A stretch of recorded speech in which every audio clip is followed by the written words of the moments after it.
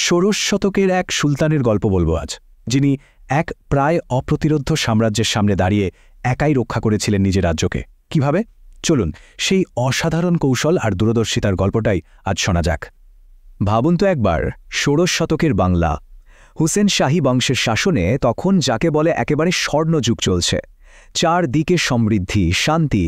কিন্তু ইতিহাসের নিয়মই বোধহয় এটা, শান্ত আকাশে হঠাৎই ঘনিয়ে আসে ঝড়ের মেঘ। আর সেই ঝড়টা ছিল এমন এক নতুন শক্তি যা সব কিছু বদলে দেওয়ার ক্ষমতা রাখত।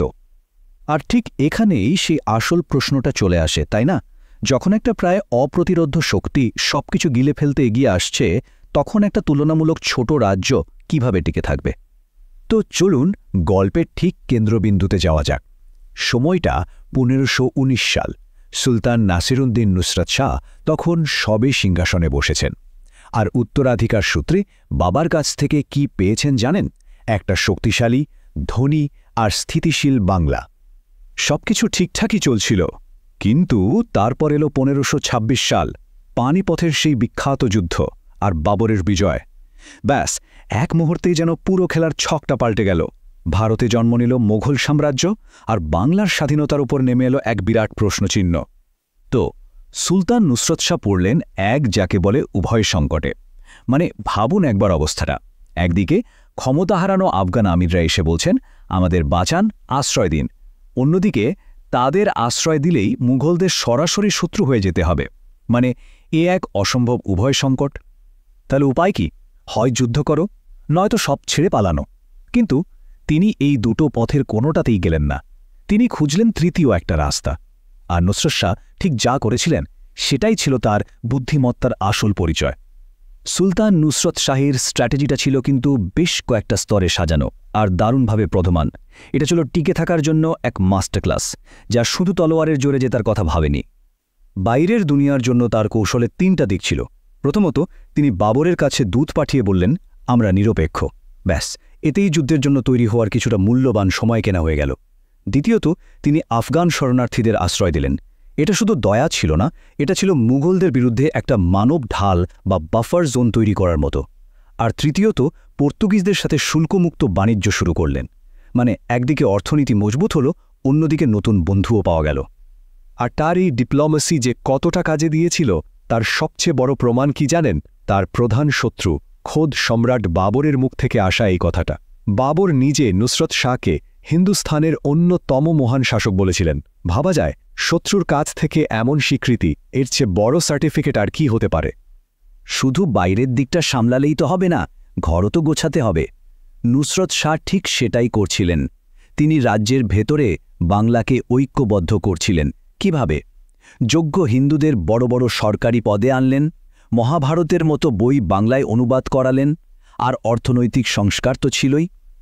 সব মিলিয়ে তিনি এমন একটা বাংলা তৈরি করছিলেন যা ভেতর থেকে এতটাই শক্তিশালী যে বাইরে থেকে সহজে ভাঙা যাবে না।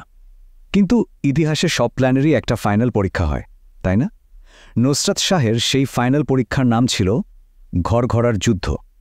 এরপর ঘটনাগুলো খুব দ্রুত ঘটতে থাকল। 1527 নিরপেক্ষতার ঘোষণা, কিন্তু শেষ রক্ষা হল না। ঠিক 2 বছর পর 1529 সালের 6 মে ঘরঘরার যুদ্ধ হল। বাংলা আফগান জোট হেরে গেল। কিন্তু মজার ব্যাপার হল, ওই বছরেরই শেষে একটা শান্তি চুক্তি হল, আর তাতে বাংলার স্বাধীনতা কিন্তু ঠিকই টিকে গেল। ঘরঘরার হারটা কিন্তু মামুলি ছিল না। এক কথায় একটা বিরাট ধাক্কা। মুঘলরা বিহার দখল করে একেবারে বাংলার দরজায় কড়া নাড়ছিল। তখন সবারই মনে হচ্ছিল এই বুঝি বাংলার স্বাধীনতা শেষ হয়ে গেল। কিন্তু এখানেই নুসরত শাহ তার মাস্টার স্ট্রোকটা দিলেন। তিনি কিন্তু হারের পর আরও যুদ্ধ করে সবকিছু ধ্বংস হতে দেননি, বরং হেরে গিয়েও সাথে সাথেই শান্তির প্রস্তাব পাঠালেন। আর এই এক ঝালেই একটা সামরিক পরাজয়কে তিনি ঘুরিয়ে দিলেন এক অবিশ্বাস্য কূটনৈতিক জয়ে। এই কৌশলটাকে বলা যেতে পারে স্ট্র্যাটেজিক সাবমিশন বা কৌশলগত বশ্যতা। মানেটা কি? মানে হলো, তিনি বিহারের মতো একটা বাফার জোন ছেড়ে দিলেন, কিন্তু তার বদলে বাংলার মূল ভূখণ্ড, বাংলার আসল স্বাধীনতাকে বাঁচিয়ে নিলেন। সোজা কথায়, একটা ছোট যুদ্ধ হেরে গিয়ে তিনি আসলে বড় যুদ্ধটা জিতে নিলেন। এখন প্রশ্ন হল, ষোড়শ শতকের এক সুলতানের এই গল্পটা থেকে আজকের দিনে আমাদের কি শেখার আছে? তার এই কৌশলগুলো কি আজকের দুনিয়াতেও কোনো কাজে আসতে পারে? অবশ্যই পারে। ভাবুন তো, নুসরত শাহ যেভাবে মুঘলদের সাথে ব্যালেন্স করেছিলেন, আজকের দিনেও তো বাংলাদেশকে আঞ্চলিক শক্তিগুলোর সাথে সেভাবেই ভারসাম্য রাখতে হয়। তিনি যেভাবে আফগান শরণার্থীদের সামলেছিলেন, তার সাথে রোহিঙ্গা সংকটের মিল পাওয়া যায়। এমনকি তার অন্তর্ভুক্তিমূলক শাসন ব্যবস্থার ধারণাটাও আজকের দিনে ভীষণ প্রাসঙ্গিক। তাহলে মূল টেকওয়েগুলো কি? ১. নিরপেক্ষ থাকা মানে চুপচাপ বসে থাকা নয়, এটা একটা অ্যাক্টিভ ডিপ্লোমেসি। ২. শরণার্থীরা বোঝা নয়, বরং কৌশলগত সম্পদও হতে পারে। আর ৩. দেশের সংস্কৃতিকে তুলে ধরাটা আসলে এক ধরনের সফট পাওয়ার, যা দেশের সম্মান আর প্রভাব দুটোই বাড়ায়। শেষ করার আগে নুসরাত শাহের জীবন আমাদের একটা বড় প্রশ্নের সামনে এনে দাঁড়ায়। টিকে থাকার সেরা রাস্তা কোনটা? যুদ্ধ করে জেতা, নাকি জোট তৈরি করে আর ভারসাম্য রেখে নিজের অস্তিত্ব টিকিয়ে রাখা? এই প্রশ্নটা কিন্তু শুধু ষোড়শ শতকের জন্য ছিল না, আজকের দিনের জন্য ঠিক ততটাই সত্যি।